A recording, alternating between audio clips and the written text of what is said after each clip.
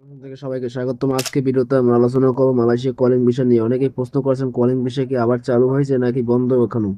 অনেকে আবার শুনেছেন কলিং ভিসা খুলতে যাচ্ছে, কিন্তু আসল সত্যি কি? আজকে ভিডিওতে আমরা চেষ্টা করবো পুরোপুরি ব্যাপারটা সহজভাবে আপনাদেরকে বুঝিয়ে বলতে। প্রথমত আমরা কলিং ভিসা কি, প্রথমে একটা বিষয় পরিষ্কার করা দরকার। কলিং ভিসা হলো মালয়েশিয়া সরকার অনুমোদিত একটি ভিসা, যেটি নির্দিষ্ট কোম্পানি বা রিক্রুটিং এজেন্সির মাধ্যমে শ্রমিকদের জন্য ইস্যু করা হয়। এই ভিসার মাধ্যমে বৈধভাবে মালয়েশিয়ায় গিয়ে কাজ করা যায়। অন্যের কোনো ভিসার মতো নয়, এটি সরাসরি ওয়ার্ক ভিসা। মালয়েশিয়ার শ্রমবাজারে যখন শ্রমিকের প্রয়োজন হয় তখন সরকার কলিং ভিসা খোলে। কলিং ভিসার বর্তমান অবস্থা 2025 সালে, 2024 সালে মাঝামাঝি সময় কিছু সময়ের জন্য কলিং ভিসা বন্ধ ছিল। এর বড় কারণ ছিল শ্রমিক সংখ্যা নিয়ন্ত্রণ এবং অবৈধ প্রবেশ ঠেকানো।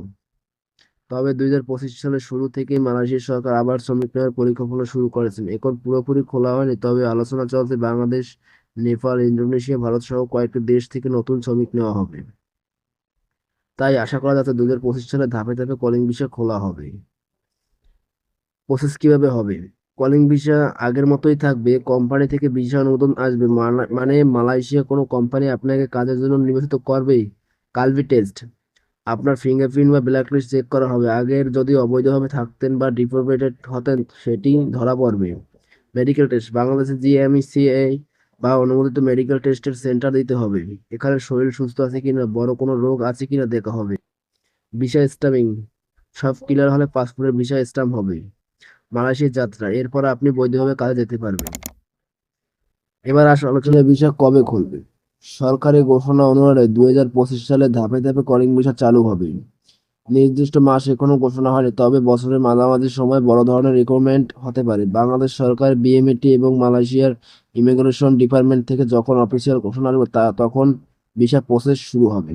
গুরুত্বপূর্ণ সতর্কবার্তা, অনেক অনেক দালাল বা ফেক এজেন্ট এখনই টাকা নিয়ে প্রতারণা করার চেষ্টা করবে, তাই কখনো তাদের কাছে টাকা দিবেন না। শুধু সরকার অনুমোদিত রিক্রুটিং এজেন্সির মাধ্যমে কাজ করুন।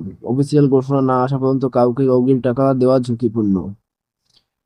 কেন এত আলোচনা হচ্ছে কলিং ভিসা নিয়ে? কারণ মালয়েশিয়া এখনো প্রচুর শ্রমিকের প্রয়োজন হয়। নির্মাণ কাজ, ফ্যাক্টরি, কৃষিখাত, এসব জায়গায় হাজার হাজার কর্মী দরকার। তাই শ্রমিক পাঠানো আবার শুরু হবে, এটা নিশ্চিত, শুধু সময়ের অপেক্ষা।